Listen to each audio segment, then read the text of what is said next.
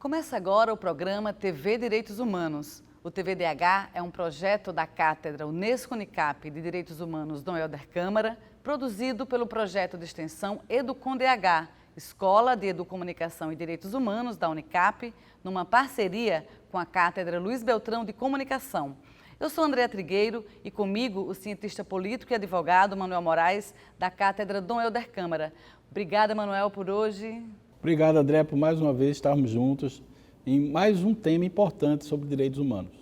No programa de hoje, vamos conversar sobre o educador pernambucano Paulo Freire, patrono da educação brasileira no ano do seu centenário. Para conversar com a gente sobre isso, nós contamos com a participação de Aida Monteiro. Aida é professora da Universidade Federal de Pernambuco e coordena a Rede Brasileira de Educação e Direitos Humanos. Aida, muito obrigada por sua presença hoje. Obrigada, Andréa. Obrigada à Universidade Católica, à Cátedra Dom Helder Câmara, por essa oportunidade de estarmos discutindo um tema tão importante e urgente, para o Brasil, que é justamente a pedagogia do Paulo Freire. Defensor da educação como um direito que deve ser acessível a todas as pessoas, Paulo Freire também deixou importantes contribuições para os direitos humanos. A educação como prática da liberdade proposta por ele se configurou numa porta de acesso à percepção de outros direitos. E aí eu já abro esse primeiro bloco perguntando para a nossa convidada, a professora Aida Monteiro. Professora, o que é que a gente pode destacar do legado de Freire para esse campo da educação e dos direitos humanos? Olha, inicialmente é importante a gente frisar que o legado de Paulo Freire ele é tão amplo que a gente tem que fazer assim alguns recortes. E aqui eu vou destacar principalmente a importância que foi todo o estudo de Paulo Freire, toda a produção dele em relação à construção de uma sociedade democrática. Esse é o grande legado, que ele nos traz.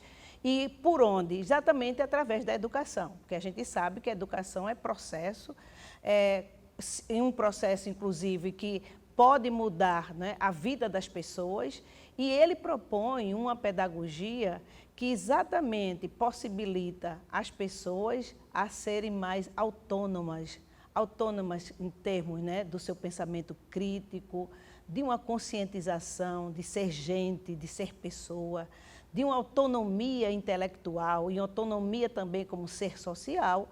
Então, eu penso que essa é uma grande contribuição e, assim, a pedagogia de Freire não se limita a um método.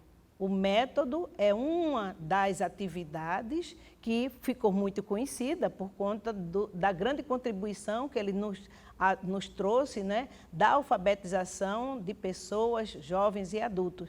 Mas o método está integralizado a uma proposta de sociedade. Sociedade justa, sociedade igualitária, sociedade em que todas as pessoas possam ter o direito à educação. Professora, esse ano tivemos muitos debates, eventos, marcando o centenário de Freire, e um dos pontos que foram discutidos é justamente a grandeza do trabalho dele, que não se limita a um método. A democracia, por exemplo, como a senhora está falando, e os direitos humanos estão intimamente ligados, e o trabalho de Freire, o legado dele, extrapola justamente os limites de um método de sala de aula, seja formal ou informal, e atinge a sociedade como um todo. Não é isso, Manuel? Perfeito. É importante pensarmos, como disse a Aida, que a compreensão da sala de aula como um espaço democrático. E como a escola, um dos espaços constitutivos da identidade cidadã. Na prática, Paulo Freire é um republicano em um país que estava transitando para uma sociedade ainda agrária, uma sociedade muito atrasada, que não se discutia gênero, que não se discutia direitos humanos. Então, Paulo Freire está muito além do seu tempo, propondo coisas como, por exemplo, a ideia de que a cultura é um espaço de libertação, que a cultura pode ser acessível, que não existe disputa entre, cultura erudita e cultura popular. Essa ruptura Paulo Freire propõe, e isso na época era uma coisa como se fosse uma heresia. Como é que um trabalhador do campo tem cultura? E Paulo Freire vai dizer, mas é claro que ele tem cultura tanto quanto a minha, são culturas diferentes. Agora essas culturas podem dialogar, porque elas fazem parte do universo humano, porque no fundo nós somos humanos. E é isso que Paulo Freire é tão rico para todos nós que defendemos direitos humanos, Professora Aida, a senhora trabalhou com Paulo Freire, teve essa oportunidade de trabalhar com ele. Como é que era trabalhar com Freire no dia a dia? Essas contribuições que ele traz nos seus escritos, como é que era na aplicação da rotina do trabalho dele? É muito interessante, né, André, você resgatar essa etapa, né, da nossa vida, porque Paulo Freire veio nos ajudar na gestão do governo do Miguel Arraes, 87 a 91, mais precisamente em 87, quando nós elaboramos na Secretaria de Educação o primeiro programa de educação de jovens e adultos. E ele foi o nosso assessor direto. E Paulo Freire não se afastava, né, daquilo que ele defendia. Primeiro, um processo democrático, onde nós estávamos reunidos com eles, diretores, secretária de Educação, na época, a professora Silke Weber, e os técnicos. Isso, para os técnicos, era uma coisa assim, inusitada, como é que realmente eles podiam estar participando de um debate, de uma discussão para a construção de um programa, de uma proposta, com uma pessoa que já tinha, né, aquele legado, quando eu digo já tinha, porque isso era 87, né, nós estávamos saindo de um processo de uma ditadura fortíssima no Brasil, e os técnicos ficavam muito admirados daquela maneira como ele o via, a escuta, e é isso que é importante, né, que ele tanto defende o diálogo. Então, a proposta do Freire vem exatamente com base, né, nesse processo de que as pessoas precisam ter a consciência, primeiro, de ser gente, de ser pessoa, de que o direito não é uma coisa que é uma dádiva, mas sim como aquilo que é realmente inerente à pessoa humana dentro de cada país, de acordo com as normas, a Constituição, enfim, as leis, vamos dizer assim, que positivam esses direitos. Portanto, trabalhar com ele era muito leve, e ele tinha um humor, né, muito próprio. Então, assim, as sessões de trabalho com ele era muito agradável, e as pessoas realmente ficavam encantadas, porque sempre ali no meio ele tinha algum momento, né, de trazer alguma brincadeira, para descontrair também, mas um legado fortíssimo que ele nos trouxe, né, e traz nos seus escritos, nos seus achados, vamos dizer assim, de um modo geral, que foi justamente essa pedagogia, né? Uma pedagogia que vai além realmente da questão somente do fazer pedagógico. Que eu penso que é isso que a gente precisa ter muito cuidado quando a gente fala do Paulo Freire, porque as pessoas limitam muito no método, mas não, ele é um projeto de sociedade. É um projeto de sociedade que a educação, como ele disse, a educação sozinha não pode tudo, mas sem ela também não se transforma. Então, é por aí que a gente vê a grande contribuição de Freire. E aqui eu gostaria de destacar um outro dado que ele traz, inclusive nesse período que nós estávamos na secretaria, foi a questão da profissionalização do professor. Né? E tem um livro muito interessante, Professora Sim, Tia Não, que naquele momento foi um pouco assim, né, até meio choque para as pessoas que achavam que poderia estar tirando a questão mais afetiva. Não, o afetivo ele tem que ser, até porque a educação sem afetividade, ela realmente é autoritária, ela é fascista, né? Mas é diferente de você se assumir como profissional da educação. E foi isso que ele também nos ajudou muito, além de trazer para nós a consciência da não neutralidade. Em conhecimento não existe neutralidade. Quando nós tomamos posicionamentos, quando a gente faz escolha, isso aí é um ato político. Manuel, como foi tua experiência com Paulo Freire? Como é que você chegou em Paulo Freire? Encontrei com ele na Universidade Federal de Pernambuco. Na época eu fazia movimento estudantil, era do DCE da universidade, e ele nos recebeu em um momento em que ele ia ser homenageado pela universidade, e foi um momento, assim, como diz a Aida, de muito encontro, de muito acolhimento. Era uma pessoa de uma energia diferente. Não é? Evidentemente que a gente já admirava ele, claro, então pode ser que tenha contribuído, mas é importante o acolhimento, a ideia de que ele estava ali sabendo que tinham temas e pautas de gerações diferentes, mas ele dava uma relevância, uma importância aquele assunto que hoje eu nem sei qual era, não sei nem se era tão relevante assim, mas eu me lembro muito bem do acolhimento, daquele papel, daquele educador. Eu acho que isso me ajudou como professor. Hoje eu me vejo como educador na Universidade Católica nessa perspectiva. Não importa a opinião, né? Importa que haja o acolhimento, para que esse acolhimento permita a reflexão daquilo que você diverge, daquilo que é uma divergência real ou não. Eu acho que esse acolhimento é muito importante da sala de aula. É o diálogo amoroso e a escuta ativa dentro do espaço educativo, né? Bom, Paulo Freire e o seu método de educação ficaram conhecidos mundialmente a partir de uma experiência em Angicos. Quer saber como? A gente volta rapidinho para te contar. É depois do intervalo.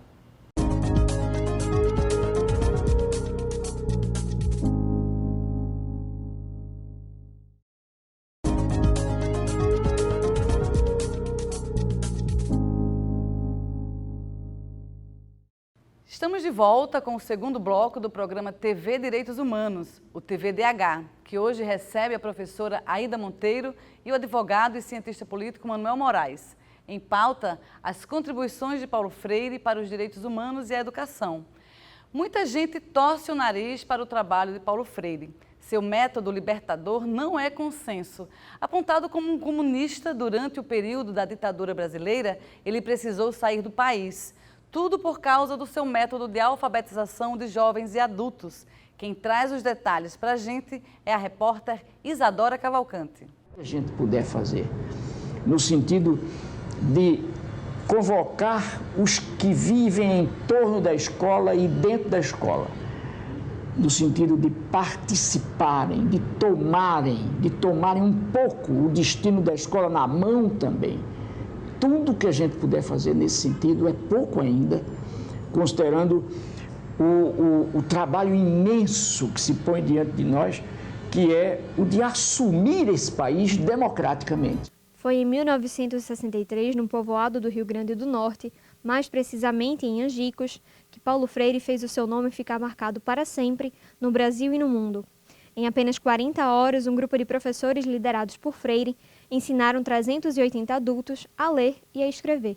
Essa experiência gerou novas possibilidades de emprego, deu aos trabalhadores o tão sonhado poder do voto e os conhecimentos sobre seus direitos. Mas, apesar do entusiasmo, em 1963 o clima já era tenso aqui no país e essa liberdade de pensamento não agradou a alguns, como não agrada até hoje. A possibilidade da crítica e o espaço para o diálogo são base para o pensamento revolucionário de Paulo Freire. Mas para muitos ele era doutrinador e manipulador. O professor aposentado do Departamento de Fundamentos Sociofilosóficos da Educação da Universidade Federal de Pernambuco, Flávio Breiner, acredita que, ao contrário, Freire não pregava uma ideia de unanimidade ideológica. A última coisa de que Paulo Freire pode ser acusado é de ser um doutrinador. Quer dizer, é um cara que uma doutrina é um conjunto de ideias consubstanciadas em corpos institucionais, baseadas em hierarquias, em dogmáticas, ou seja, ideias que não podem ser questionadas. Ora, é exatamente contra isso que Paulo Freire se levantou. Todos os nossos conhecimentos são conhecimentos problematizáveis, quer dizer, todos eles são criticáveis, inclusive as próprias ideias de Paulo Freire, ele estava muito consciente disso. Então, acusar Paulo Freire de ser um doutrinador e que nós estamos querendo fazer revolução a partir da escola, ou seja, ele está muito mais preocupado em que você encontre uma forma de pensar por você mesmo do que você aceite imposições doutrinárias ou sectárias vindas de fora. Para o pró-reitor de Extensão, Cultura e Cidadania da Universidade Rural de Pernambuco, Moisés de Melo Santana, as críticas com bases científicas a Paulo Freire são bem-vindas. Ele considera, por exemplo, que a questão estrutural do racismo nas sociedades colonizadas não foi muito bem explorada por ele. Eu acho que Paulo Freire, a obra dele tem uma base muito forte no hoje chamado pensamento decolonial, uma crítica ao colonialismo. Mas, assim, no momento de nascimento da obra, as reflexões do professor Paulo Freire, eu acho que ele não considerou em profundidade o aspecto, por exemplo, estrutural do racismo nas sociedades latino-americanas e, particularmente, na sociedade brasileira. Ele considerava, não é que ele desconsiderava, mas acho que ele não considerava na profundidade no enraizamento, por exemplo, que o racismo tem na nossa formação social. Professora Aida, esse debate, não é? Esse questionamento a respeito da temática racista, do racismo no trabalho de Freire, essa crítica, como é que a senhora avalia ela? A gente tem que contemporizar o período que foi do trabalho de Freire. Freire vem, né, com todo um processo de construção de uma forma mais elaborada da década de 60, 70, 80 e pós-exílio, é que justamente ele vem para o Brasil, né, trazendo as contribuições, e foi quando nós começamos a poder dialogar com determinados temas, que não foi só a questão do racismo, a questão de pessoas com deficiência, a questão das mulheres, as questões das pessoas do grupo LGBT, hoje QI+, enfim, todo esse, vamos dizer assim, essa mobilização da sociedade em termos das organizações sociais, isso vem muito com o processo da própria Constituição brasileira, né? A própria Constituinte, que nos ajudou muito a justamente abrir outros leques. E aí eu penso que Paulo Freire, né, não trouxe diretamente essa questão, mas no momento que ele trazia o eixo da educação como processo de conscientização do ser humano em ser e estar na sociedade, todos esses temas estavam embutidos, estavam incluídos. É assim que eu vejo, né, o legado do Paulo Freire nesses temas, de um modo geral, que hoje estão muito pertinentes e tem que ser realmente. Acho que avançamos muito, embora estejamos em processo de retrocesso, né, infelizmente. Manuel, ao longo dos anos, né, ao longo da história, os temas em direitos humanos vão sendo incorporados, vão sendo, né, trazidos para o debate. Como é que você avalia, então, essa crítica, digamos, esse questionamento sobre a ausência do tema racismo no trabalho de Freire? Eu entendo respeito natural. Eu acho que Paulo Freire, ele é, antes de tudo, respeito à opinião, à diversidade, à crítica. Ele, inclusive, é muito bonito, né, Aida? Quando lá na USP ele dá declarações dizendo sobre a questão LGBT, como ele avançou nesse tema. Ele compreendia perfeitamente que a agenda dos direitos humanos é uma agenda progressiva. Aliás, isso é o que está o cerne dos direitos humanos. Dentro da perspectiva constitucional, é a ideia de progressividade dos direitos humanos. Agora, nesse tema específico, Paulo Freire teve uma grande articulação nos terreiros no Recife. Ele articulou com Dona Santa, ele tinha uma articulação com a alfabetização, inclusive dialogando com os aerolixás. Eu, inclusive, na Comissão da Verdade, nós fizemos uma sessão pública com os povos, né, as comunidades de terreiro, e é o único relatório da Comissão de Verdade do Brasil que trata da população de terreiro, é a Comissão da Verdade de Pernambuco, e Paulo Freire foi rememorado no sentido de ter sido uma das pessoas, como aqui Gilberto Freire, que via as comunidades de terreiro como comunidades de resistência, inclusive é pedagógica do ponto de vista do imaginário. Não é à toa que, dentro da proposta de Paulo Freire, a inclusividade étnica e racial, ela está posta na diversidade, que está muito claro dentro da ideia metodológica da inclusão dos termos africanos na linguagem e na literatura. Eu entendo como sendo, talvez, uma perspectiva epistemológica do movimento negro organizado, porque, evidentemente, que existem duas dinâmicas, que uma é a dinâmica da pedagogia, do processo que Paulo Freire inaugura e que é revolucionário. Outra coisa é o movimento social que se organiza e que vai criando uma pauta epistemológica, uma cultura linguística que não consegue identificar naquele segmento, naquele autor, aquela fala, daquela cultura, daquela construção.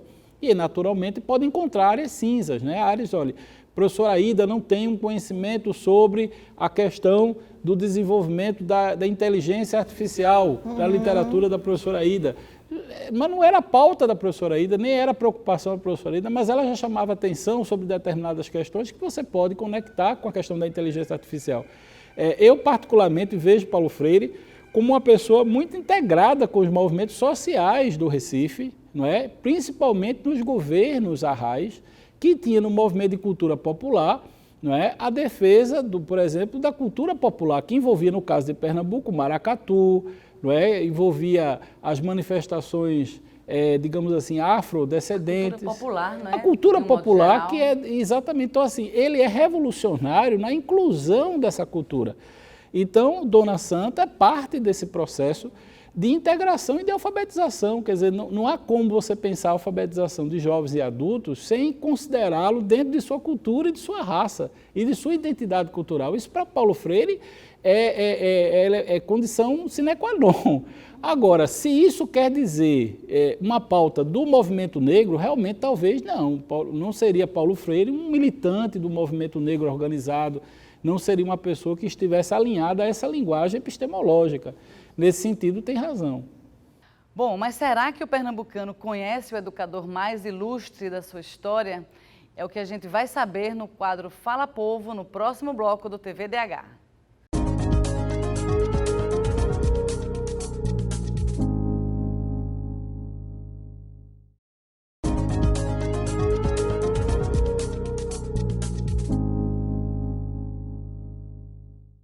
Voltamos com o terceiro bloco do TVDH de hoje, conversando com a professora Aida Monteiro e o advogado e cientista político Manuel Moraes sobre as contribuições de Paulo Freire para os direitos humanos. E o TVDH de hoje quer saber, você sabe quem foi Paulo Freire? Quem fez essa pergunta para as pessoas na rua foi o repórter Micael Moraes. Vamos ver o que elas responderam.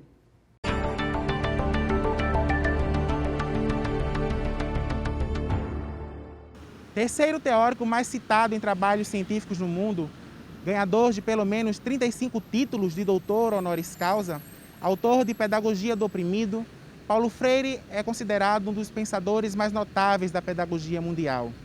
Mas embora haja todo esse reconhecimento mundo afora, aqui no Brasil o educador pernambucano não é tão reconhecido e seu método transformador de ensino ainda sofre resistência por parte de alguns grupos. Por isso, o TVDH de hoje foi às ruas perguntar às pessoas: você sabe quem foi Paulo Freire? Eu conheço o Paulo Freire, assim, nunca procurei muito saber da história dele, mas é bastante falado. Como atualmente eu trabalho numa empresa que é vinculada à Secretaria de Educação, então ele é muito falado assim, nessa questão, por ter sido um educador, mas nunca procurei saber realmente assim, muita coisa sobre ele. O que eu sei é que é muito falado em diversas escolas, inclusive tem escolas que levam prédios administrativos que levam o nome dele, mas a história mesmo dele eu nunca procurei saber muito, só sei mesmo que foi um educador. Conheço a história dele, ele é um guerreiro, entendeu? E quando ele iniciou os trabalhos dele, iniciou na comunidade, ele fez um trabalho praticamente como o trabalho de agente de saúde hoje no país. De visitar, ter aquele cuidado com as pessoas. Ele é um professor, ele vai ser sempre chamado como lenda, tanto uma lenda popular, entendeu? Na área da educação. A importância dele para a gente, para o brasileiro, é gigantesca. O legado que ele deixou para a educação vive e resiste até hoje, né? E a gente não pode nunca esquecer todo esse trabalho que ele teve, que ele desenvolveu na educação, porque é extremamente importante. Sem ele, muita coisa, com certeza, no campo da educação, sem o estudo dele, sem o ensino dele, muita coisa não teria acontecido. Bom, a partir do que a gente viu, a pergunta é: precisamos de mais Paulo Freire nas salas de aula, na escola, na nossa educação? Aida. Com certeza.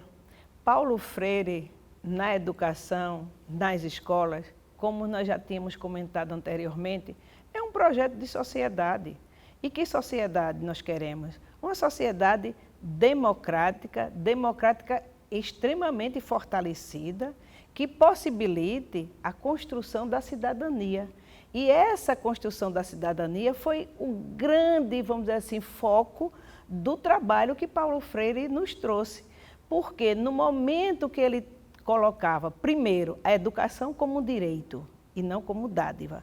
A educação transformadora, uma educação libertadora, uma educação, inclusive, que leve as pessoas a terem consciência e conhecimento do seu pertencimento na sociedade, do seu papel na sociedade. Então, Paulo Freire é imprescindível estar e fazer parte, não é, dos estudos de todos os cursos, não apenas o campo específico da educação, mas sim da formação de todos os profissionais. E foi exatamente nessa perspectiva que nós avançamos no Brasil, principalmente na década de 2000, com a construção de um Plano Nacional de Educação e Direitos Humanos. E o Plano Nacional de Educação e Direitos Humanos vai trazer justamente essa possibilidade, né, de que as pessoas conheçam seus direitos, assumam o seu papel, né, como protagonista desses direitos e, ao mesmo tempo, também assumam a cidadania ativa. Manuel. Veja, eu acho que é muito importante, Andréa, pensar e refletir que a Unesco, que é a organização pela qual a cátedra é vinculada, reconhece essa contribuição de Paulo Freire. Então, para a Unesco, Paulo Freire é uma expressão, né, de todo o legado que a Unesco tem para com o mundo. Então, veja que contribuição infinita, não é, Pernambuco deu para o mundo, né? E isso é muito importante, quer dizer, e ao mesmo tempo como o pernambucano não conhece isso. E isso é que é importante constatar. Então, assim, para além da política da educação, é preciso a gente entender a importância dessa metodologia, como diz a Ida, dessa construção que Paulo Freire representa e da necessidade de que se trabalhe o tema dos direitos humanos. Veja, na educação, na universidade, pesquisas recentes têm mostrado que o tema dos direitos humanos não tem sido abordado no ensino médio, na educação superior. Então, a importância de Paulo Freire é fundamental. O desconhecimento a ele é desconhecer da nossa cultura, é desconhecer da nossa pernambucanidade, enquanto contribuição, né, científica a um mundo melhor, que a Ida bem colocou, né, um mundo que emana paz e justiça, né, que essas duas dimensões que para Paulo Freire estão integradas ao que, veja como Paulo Freire era adiantado. Ele entendia perfeitamente que os direitos humanos não são apenas direitos civis e políticos. Precisa envolver os direitos econômicos, sociais e culturais. Alfabetizar alguém que trabalha na cana-de-açúcar era compreender que esse trabalhador do campo, além de sobreviver do campo, ele precisava ser cidadão de um país chamado Brasil. E entender esse campo, não é? Onde estava inserido. Não é verdade? Agora, na opinião de vocês, por que Paulo Freire, tão gigante, tão reconhecido fora do país, dentro da sua casa ainda tão rechaçado, existe tanta oposição e crítica? O que acontece com o Brasil que dá as costas para o patrono da sua educação? Eu não diria que o Brasil dá as costas, porque o fato dele ter recebido, né, o título de patrono da educação brasileira, eu penso que já foi um grande, vamos dizer assim, um grande legado, uma grande homenagem, vamos dizer, ao legado do Paulo Freire. E nós temos, é preciso a gente entender a conjuntura do país, né? A gente teve pequenos períodos de democratização no nosso Brasil, né? A gente tem, nesses períodos, foi que justamente nós conseguimos avançar com a perspectiva democratizante de sociedade, mas também por dentro, né, dos espaços educativos, entre eles a escola que eu coloco aqui, dentro dos seus diferentes níveis, vamos dizer assim, de ensino nas diferentes áreas de conhecimento, né? E nós temos aí um período que foi muito, vamos dizer assim, foi muito viável e também muito favorável ao trabalho do Paulo Freire. A gente não pode esquecer, né? É a década de 80, o final da década de 80, foi praticamente uma explosão, né? Início da década de 90, e tivemos algumas retrações aí, inclusive no estado de Pernambuco, e retomamos isso nos anos 2000. Então, agora, para a população, de um modo geral, ainda não chega, vamos dizer assim, de forma mais didática, né? De forma mais fácil das pessoas entenderem quem foi esse grande brasileiro. Mas eu penso que no campo da educação, ele é realmente bastante estudado, né? E temos aí várias experiências. Agora mesmo a gente está com um trabalho muito interessante de levantamento de uma produção científica dentro da universidade e já aparece, né, vários estudos, isso no campo da pós-graduação. E eu penso que esse momento que a gente vive no Brasil, né, de total autoritarismo, né, de rechaçar a pedagogia do Paulo Freire, a contribuição de Paulo Freire, levou a uma reação muito boa, que foi exatamente, né, das pessoas começarem a perceber e divulgar e fazer grandes trabalhos sobre a produção de Paulo Freire. Então, a gente tem aí, não somente coincidindo, né, com o centenário do Paulo Freire, mas essa própria maneira, a política, né, que vem sendo desenvolvida no Brasil, que é uma política fascista, sim, autoritária, antidemocrática, e com isso realmente levou a uma população a conhecer um pouco mais Paulo Freire. Manuel, o momento político brasileiro atual não é favorável ao trabalho, ao pensamento, à obra de Freire? André, eu vou até complementar, para não repetir ainda, que eu concordo plenamente, portanto não vou... Eu queria só dizer a você que existe na educação uma disputa de escolas. Né? Paulo Freire é da escola crítica, do pensamento de libertação, tanto que a ideia dele é uma pedagogia que dá ao indivíduo autonomia, como o professor Aida bem colocou. Mas existe dentro da educação a visão tradicional, não é behaviorista, de que a educação se dá pela repetição e não pela emancipação, uma visão mais apegada às estruturas de ensino, ao controle, ao poder do professor, né? Como controle. E tem um ponto central nessa disputa, que é a avaliação, não é? Nós somos educadores, sabemos muito bem disso. E eu vejo, nesse período de pandemia, quem venceu foi Paulo Freire. Veja, na pandemia, se o SUS deu uma resposta no âmbito da saúde, fomos nós, educadores, que demos uma resposta aos nossos alunos do que é educação em Paulo Freire. Veja, os sistemas de avaliação tiveram que ser modificados à luz de quem? À luz do que Paulo Freire propõe, e não a lógica do modelo tradicional, que você marca o relógio, bota uma prova, cria um ambiente extremamente tenso, em que o cidadão tem que saber, naquela prova, o que é o conhecimento. O conhecimento não é um pedaço de papel, e muito menos os 10 minutos, 40 minutos, 50 minutos de uma prova. Então, Paulo Freire foi, nessa pandemia, o grande pilar da resposta que a educação deu. Então, se nós tivemos uma resposta no âmbito da saúde, nós tivemos outra na educação, que ainda vamos, né, ainda pesquisar, identificar, construir, digamos, as experiências e demonstrar como nós, a saúde no âmbito da pandemia, e nós, educadores, no âmbito com as nossas crianças, com os nossos jovens. E eu tenho certeza que, como educador, a resposta que nós damos foi Paulo Freire. Foi uma inclusão, foi trabalhar, foi estar junto com o estudante, mesmo que seja virtual, mesmo que seja por essas plataformas. Mas o que prevaleceu foi o diálogo, o que prevaleceu foi o contato, o que prevaleceu foi um tipo de avaliação continuada, que é, no fundo, o que Paulo Freire defende. E a gente vai continuar falando sobre Paulo Freire, porque no próximo bloco, nossos convidados vão responder a pergunta de Wilma Mello, no quadro Educar para os Direitos Humanos. A gente volta já.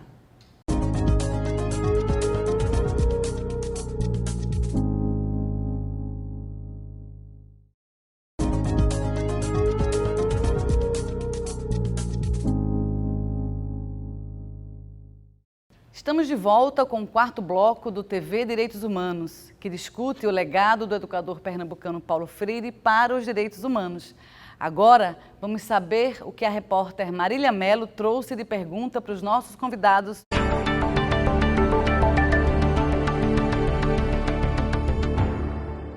Paulo Freire, como educador popular, nos ajudou a resgatar o sentido da educação pública como sendo um direito para todos. A educação para Paulo Freire é diálogo, autonomia, ato político, liberdade e esperança, mas também deve ser crítica, transformadora e emancipadora. No quadro Educar para os Direitos Humanos de hoje, a nossa convidada trouxe uma pergunta.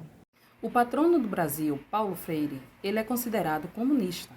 Porém, a gente já sabe que os métodos de ensino dele passou barreiras internacionais. Eu gostaria que vocês identificassem em quais países hoje são utilizados e reconhecidos os métodos que Paulo Freire deixou como legado para nós aqui no Brasil.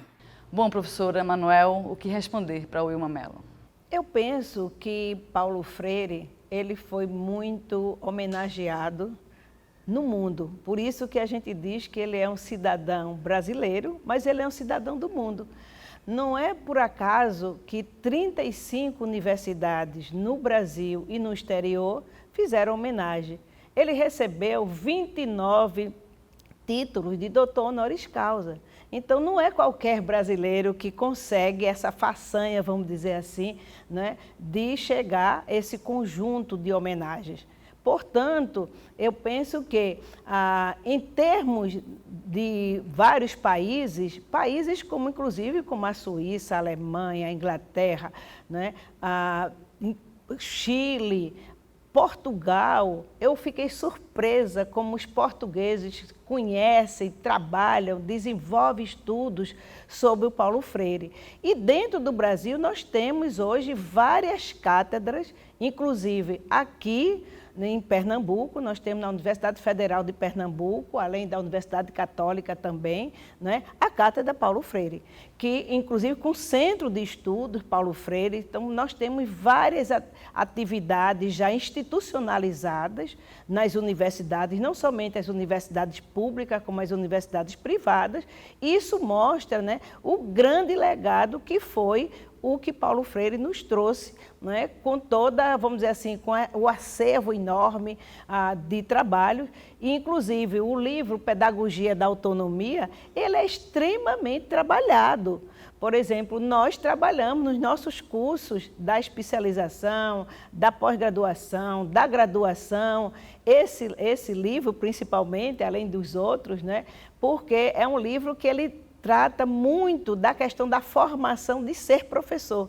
E ser professor nessa perspectiva libertadora, nessa perspectiva conscientizadora da autonomia, inclusive que ele chamava muito a autonomia epistemológica, que é a autonomia intelectual. Porque só quando você tem a condição de autonomia intelectual é que você pode realmente se contrapor, se posicionar, né? Inclusive refletir, que aí é que vem a palavra diálogo, que é justamente nessa conversa, vamos dizer assim, né? Até mesmo, às vezes, contraditórias do que você pensa. E Paulo Freire, ele não fazia nenhuma objeção às críticas. Muito pelo contrário, ele dizia que as críticas sempre eram muito bem-vindas. As críticas, inclusive, faziam com que ele pudesse avançar em, às vezes, determinados aspectos que ele não tinha visto. E ele usava uma metodologia, vamos dizer assim, de anotação, que era um bloco que ele sempre tinha na camisa para, quando tivesse as críticas, quando tivesse os insights, quando tivesse novas ideias, ele poder exatamente por ali, a partir dali, trabalhar. E muitas vezes era justamente disso que surgiam até novos livros, né? Novos artigos, novos debates. Manuel. Eu acho que a Aida pontuou muito bem, como sempre, quer dizer, eu acho que ele era um cientista na educação, né? E compreendia o método dialético. Esse método dialético ele é muito dito, mas muito pouco compreendido, porque ele corresponde à ideia de que você precisa desconstruir o objeto para que nessa desconstrução você construir o diálogo. Então, se o professor ele é o detentor do conhecimento, qual é a relação que ele tem com o aluno? É zero, porque o aluno tem que estar ali disponível para o professor, como quem está disponível para uma fonte de água, né? Então, eu vou beber a água da fonte, então eu vou falar com o professor. Paulo Freire não entende isso, ele entende que a educação é um diálogo e que ele não é melhor do que os alunos. Ele se insere no diálogo com os alunos e a ponto de dizer coisas do tipo, eu aprendi com você, veja, quando você diz isso em sala de aula e acredita realmente nisso, você realmente aprende. E, na verdade, você está sendo sincero intelectualmente, que eu acho que é importante em Paulo Freire, é a transparência intelectual de que nós aprendemos na sala de aula, no momento que a gente está educando, no processo de educação, desse processo dialético de aprendizagem, a gente também está aprendendo com os alunos. Então, essa transparência de Paulo Freire que me parece ser central para esse momento que o Brasil tanto precisa passar. A gente está num momento obscuro, onde as pessoas se escondem em instituições de poder e o poder se coloca acima das pessoas, não é? E que nós precisamos, na verdade, descobrir que o conhecimento está no meio de todos nós. O conhecimento é revolucionário nessa perspectiva. Paulo Freire, ele tira o professor um pouco de um pedestal, talvez de um púlpito, né, e o coloca em pé de igualdade, né, nessa condição de aprendente e de ensinante. Talvez isso tenha sido, talvez, uma grande fissura, digamos assim, na próprio sistema educacional, porque a gente passa a vida achando que o professor, ele é a pessoa que sabe tudo na sala de aula, não é? É porque nós temos uma tradição, né, de uma educação, quando a gente fala de escola, das instituições educativas, muito conservadoras, né? E essa forma conservadora tem aí na figura do professor, que a gente está aqui, né, colocando como temática de debate, a figura central, e não é. O professor é um sujeito, um profissional, que ele detém, sim, um conjunto de conhecimentos, ele formou para isso, ele trabalhou para isso, mas ele vai se formando. E esse se formando se dá na relação com as pessoas. Então, no momento que você está numa sala de aula, que tem o diálogo, que tem o debate, você aprende muito. É como o Paulo Freire diz, ao ensinar, né, você aprende e ao aprender você ensina. Então, essa troca permanente, agora é preciso que para isso você, como profissional, né, no campo da educação, em qualquer nível de ensino, né, compreenda que seu papel é um papel que ele tem um limite. E tem um limite em quê? No campo do conhecimento. Você tem um domínio em determinada área de conhecimento, mas não quer dizer que com isso você não possa receber, né, as informações de outras pessoas que são os nossos alunos. E muitas vezes eles trazem contribuições interessantíssimas, que às vezes até nos ajudam a abrir, por exemplo, novos artigos, né, de trabalho, né, e com isso a gente vai realmente ampliando a nossa capacidade de humanização, né, que não é somente no campo estrito, né, cognitivo, mas sim também das experiências nas nossas relações como pessoa, como gente, né, e é isso que justamente possibilita o diálogo. Essa compreensão do ser inacabado, do ser que está em processo permanente de aprendizagem. A conversa é muito boa, né? Falar sobre Paulo Freire é muito bom, mas a gente vai agora para um rápido intervalo e volta já já para o 5º e último bloco do TVDH de hoje.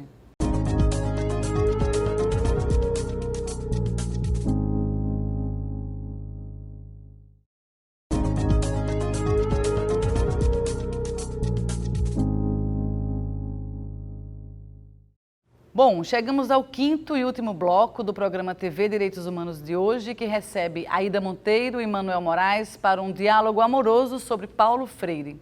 Bom, apesar de rechaçado em alguns espaços formais, né, da educação brasileira, Paulo Freire tem um forte trabalho e é muito aplicado na educação popular, né, nos espaços não formais. Queria que a gente falasse um pouco sobre isso.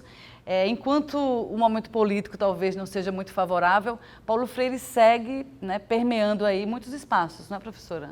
Exatamente. Foi um movimento, né, da educação popular que possibilitou, inclusive, e nos ajudou muito na abertura política, né, saindo de um período extremamente difícil, truculento, com muitas mortes, que foi o período da ditadura civil e militar no Brasil, por sinal uma das mais longas da história da América Latina, de 64 a 85.